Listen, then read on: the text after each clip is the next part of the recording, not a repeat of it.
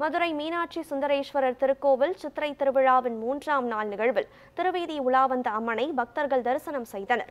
மதுரை மீனாட்சி சுந்தரேஸ்வரர் கோயில் சித்திரை திருவிழா கோலாகலமாக நடைபெற்று வருகிறது.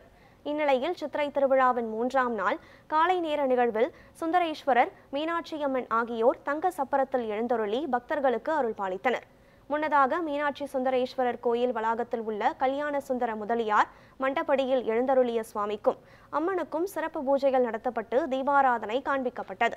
இதனைத் தொடர்ந்து சுவாமியும் அம்மனும் கோயிலிலிருந்து புறப்பட்டு அம்மன் சன்னதி, தேரடி, விளக்குத்தூண், தெற்கு மாசி வீதி, மேலமாசி வீதி, வடக்கு மாசி வீதி, யானைக்கல், கீழமாசி வீதி உள்ளிட்ட இடங்களில் எழுந்தருளி பக்தர்களுக்கு அருள் பாலித்தனர்.